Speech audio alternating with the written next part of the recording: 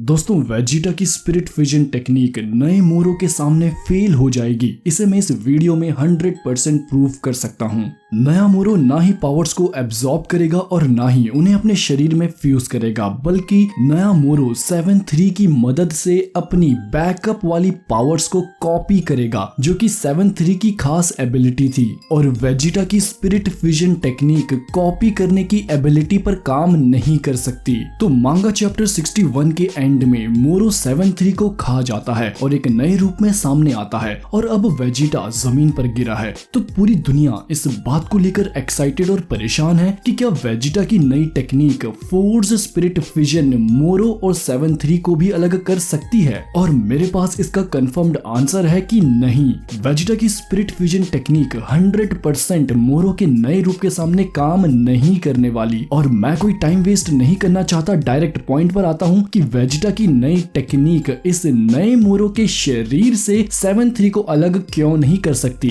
तो इसका सबसे सिंपल सा आंसर ये है कि मोरो ने 7-3 को खाया है, ना कि उसके साथ फ्यूज और एब्जॉर्ब किया है। किसी को खाने में और किसी के साथ एब्जॉर्ब होने में बहुत ज्यादा फर्क है दोस्तों। जब कोई किसी के साथ फ्यूज और एब्जॉर्ब होता है तो उन दोनों ही शख्स की कॉन्शियसनेस एक्टिव रहती है, लेकिन जब मैं किसी चीज को खाता हूँ तो वो दूसरा शख्स मर जाता है। और 7-3 तो वैसे भी एक रोबोट था। इसे मैं इसी वीडियो में और भी अच्छे से एक्सप्लेन करूंगा कि कैसे किसी को खाना एब्जॉर्प्शन और फ्यूजन से बहुत ज्यादा अलग है। और मैंने अच्छे से फोर्स स्पिरिट फ्यूजन टेक्निक को एक्सप्लेन किया है। आप मेरा ये वीडियो जरूर देखना। इस वीडियो को देखने के बाद आपके दिमाग में कोई भी डाउट नहीं होगा फोर्स स्पिरिट फ्यूजन टेक्निक को लेके, ये मेरा दावा है। फिलहाल आप सब याद करो, जब मोरो 7-3 को खाता है तो वो कहता है कि अच्छा हुआ मैंने 7-3 के अंदर एक बैकअप बना के रखा था। यानी 7-3 ने मोरो की पावर्स को अपने स्टोरेज में कॉपी करके रखा था। अब मोरो ने जब 7-3 को खा लिया है तो 7-3 अब मोरो के शरीर का हिस्सा है। और 7-3 की खासियत ये थी कि वो लोगों की पावर्स को कॉपी करके इस्तेमाल करता था। तो ये नया मोरो अब खुद की ही कॉपी की हुई पावर्स का इस्तेमाल करेगा।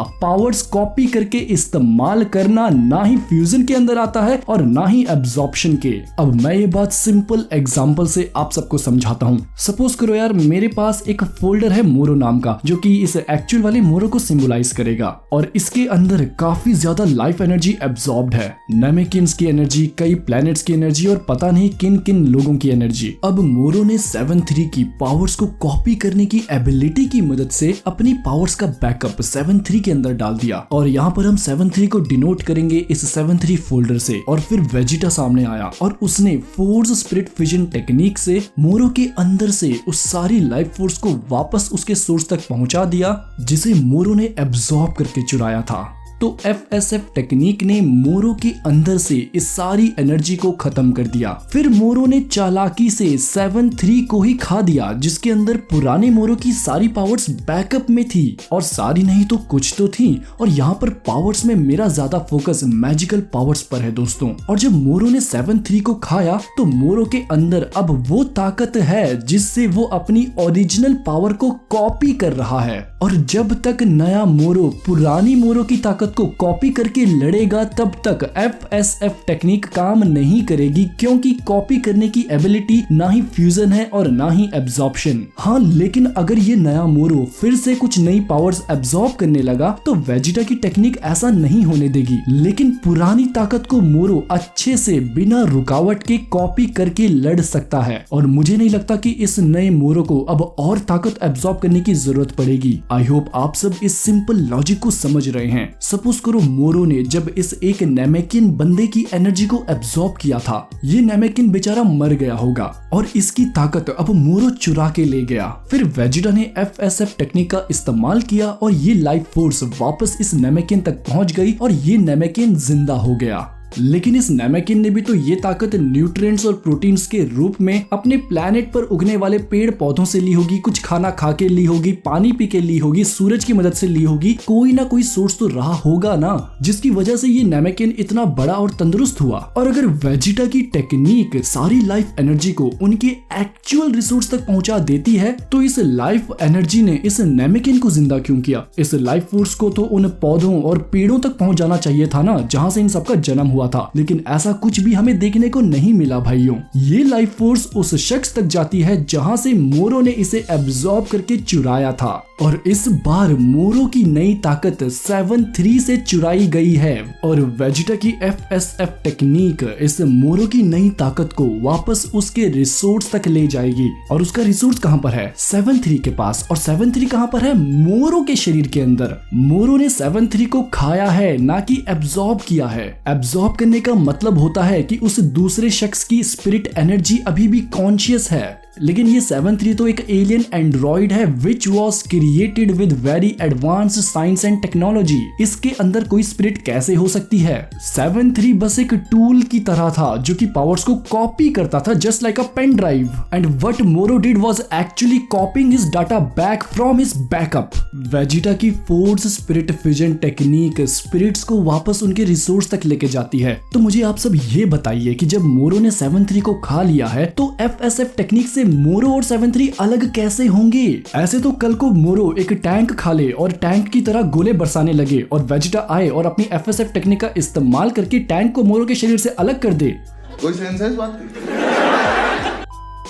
ये पॉसिबल नहीं है भाइयों। यहाँ पर बात हो रही है स्पिरिट्स एनर्जी की, ना कि कोई मटेरियलिस्टिक चीजों की। 7-3 सिर्फ एक एलियन रोबोट है जिसे बनाया गया है। वो एंड्रॉइड 17 और 18 से अलग है क्योंकि एंड्रॉइड 17 और 18 पहले इंसान थे जिनका नाम लैपिस और लजुली था। 17 और 18 बायो एंड्रॉइड्स हैं, लेकिन 7-3 के बारे में साफ साफ बताया गया है कि वो एक एलियन रोबोट है जिसे हाई टेक्नोलॉजी की मदद से बनाया गया है। अब देखो, जैसे सेल ने एंड्रॉइड्स को एब्जॉर्ब किया था तो एंड्रॉइड्स फिर भी जिंदा थे ना। बू ने कितने लोगों को एब्जॉर्ब किया था और वो सब भी जिंदा ही थे, लेकिन मोरो तो 7-3 को खा ही चुका है। जैसे उस नेमेकिन ने अपने प्लेनेट की सब्जियां या फल वगैरह खाए होंगे और उस नेमेकिन की लाइफ एनर्जी वापस उस नेमेकिन तक ही पहुंची थी, ना कि नेमेकिन्स के भी ऊपर उन प्लांट्स और ट्रीज में। उसी तरह अगर वेजिटा मोरो पर FSF टेक्निक का इस्तेमाल करता भी है तो वो ताकत मोरो के शरीर में ही रहेगी, क्योंकि उस ताकत का सारा रिसोर्स तो 7-3 ही है और 7-3 मोरो के अंदर है।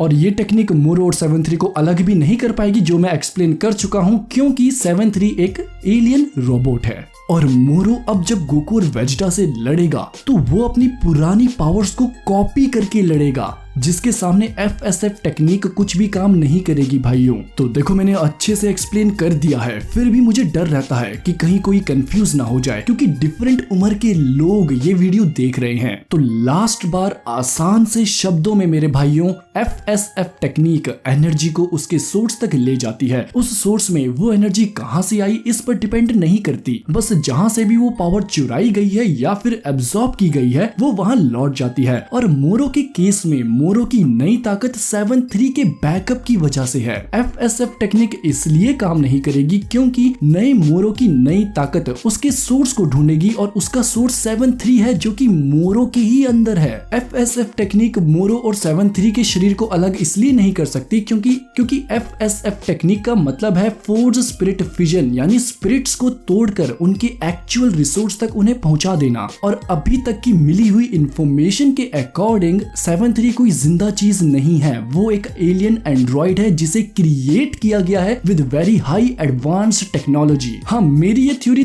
तब गलत हो सकती है अगर कोई नई इंफॉर्मेशन आए और पता चले कि 7-3 के अंदर भी एक जान है। 7-3 भी एंड्रॉइड 17 और 18 की तरह ही एक बायो एंड्रॉइड है। 7-3 के अंदर भी एक स्पिरिट है, तब जाके ये थ्योरी गलत हो सकती है। लेकिन फिलहाल जो हम सबके सामने इंफॉर्मेशन है, यानी हमें जो बताया गया है, अभी तक तो यही बताया था ना कि 7-3 इज अ एलियन रोबोट जिसे एक प्लेनेट पर बनाया गया था। तो उसके हिसाब से मैंने आपके सामने ये थ्योरी शेयर कर दी। और चलो माना ये थ्योरी गलत हो भी जाए, फिर भी मेरी वो बात तो गलत नहीं हो सकती ना कि मोरो अब अपनी पुरानी पावर्स को कॉपी करके लड़ेगा। मोरो अब और कोई भी नई ताकत को एब्जॉर्ब नहीं कर सकता क्योंकि वेजिटा ऐसा होने ही नहीं देगा। लेकिन मोरो जो कॉपी की हुई पावर्स का इस्तेमाल करेगा उसे वेजिटा FSF टेक्निक से तोड़ नहीं सकता। और वैसे भी स्पिरिट फ्यूजन टेक्निक स्पिरिट के रूप में एनर्जी को उनके सोर्स तक पहुंचाती है। और 7-3 तो यार एक रोबोट रोबोट था उसमें कौन सी स्पिरिट। मैं ये बात बहुत बार बोल चुका हूँ, I know, but it's quite very important मेरे भाइयों। वो बस एक पेन ड्राइव की तरह था जो कि डाटा कॉपी करता था। जब ओरिजिनल डाटा गुम हो गया तो मोरो ने उस